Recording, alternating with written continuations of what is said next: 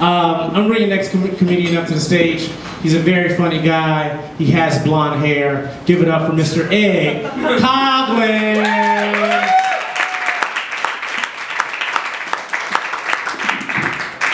Thanks, man. Thanks, everybody, for coming out. So, I was driving around Hollywood yesterday. Somebody comes by, throws a brochure in my car. You know, a bunch of Jesus stuff, because, you know, I haven't ever heard of this Jesus guy. It was nice of them to throw this in.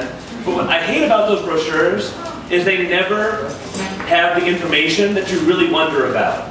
Like, the first thing I was like, you know, this guy, Jesus, he was the Son of God, right? Like, that's already pretty good. I mean, like, there's lawyer, there's, like, rock star, like, Son of God is, like, way up here. So, like, why the hell is he doing magician tricks? You know, why is he, like, turning water into wine? He's like, oh, look at me, I'm walking across the pond. It's like, dude, you're already Jesus. Why do you mean, like, Jesus Blaine Street Magician now? You're like, what's up with that? I'm just glad that now magic tricks aren't, like, the standard for figuring out who Messiah is. Where we'd all be, like, worshiping David Copperfield. You know, all be, like, praying toward the Vegas Strip. You know, it'd be pretty awkward. But, you know, the other thing that was weird about Jesus that I always wondered is, why was he a carpenter? I mean, like, doesn't God have some pull with Jerusalem U or something, so Jesus doesn't have to work construction? I mean, like, what the hell is that? Like, you know, picture, like, Jesus talking to his dad, you know, Jesus, you're gonna be a carpenter. Yes, God sounds like Batman. I don't know why it does, okay? Jesus, it's gonna be carpentry for you. But Dad, I don't want to be carpenter. Jesus! You know, I tried to get rid of these people once with Noah. You know, but they're like jockets on my balls. They're just coming back worse than before. And we gotta try this again. But how about we try, like, love and forgiveness? Jesus, haven't you ever read my book? That's not how I roll. I burned the city down because they blew too many people. You know, like, I punked a guy into trying to kill his kid. You know, I sent my only son to death. What was he there? To do what I say, okay, Jesus? So carpentry it's gonna be. You know, you're gonna learn to build a boat, because pretty soon it's gonna be raining, you know, for a while, okay? But Dad, what else? How about college? How much are you going to college? Okay, fine. Community college. We're gonna take some classes in zoology, okay? Those two of each animals aren't gonna, like, find themselves. You can only imagine, like, what Jesus' Jewish mom would think of that, you know? Like, Jesus, why aren't you a doctor or a lawyer? Like the Goldstein boys, come on. But Mom, Dad says he wants me to be a carpenter. A carpenter? Come on, Jesus. Why, you need to find something else to do with your life. Well, I was thinking about, maybe I could, like, go on the mountain and start giving sermons. Oh, Jesus Christ. An actor? You know what they do?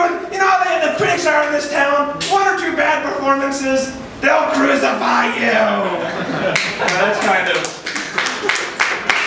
bad time for him.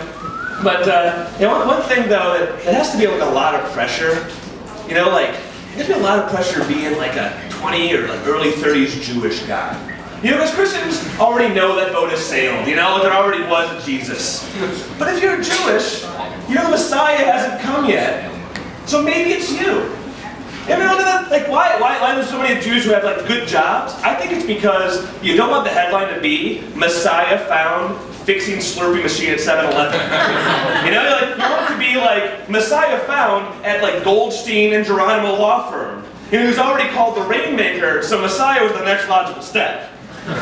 You know, I think that's why, if you ever watch the Olympics, there's not a whole lot of, like, Israeli athletes doing very well in water sports. You know, there's not a lot of Israeli wines either. You know, it's because, if you think about it, if you can just later on be walking across the pond, turning into a fine mellow below your feet, beneath your feet, why bother with that? There's actually only one Israeli gold medalist, this is true.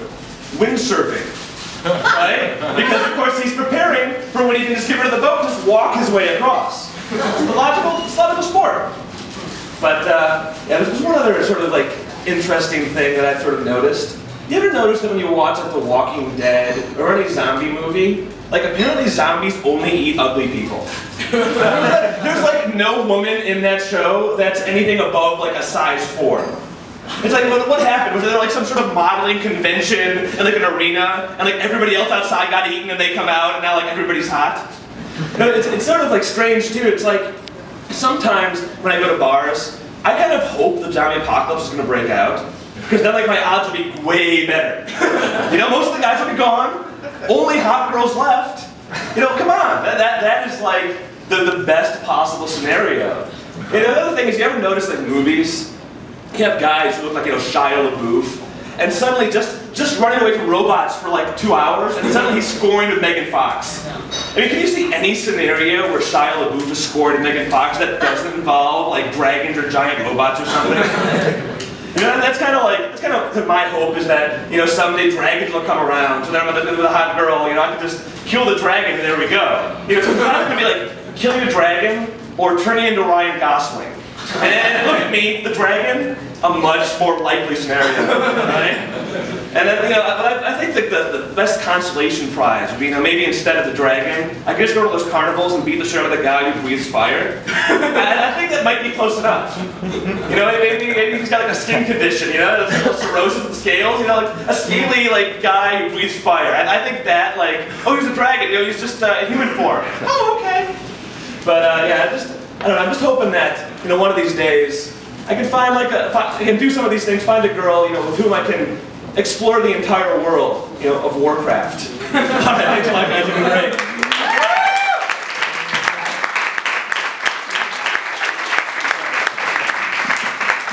Way to go! Give it up for Ed.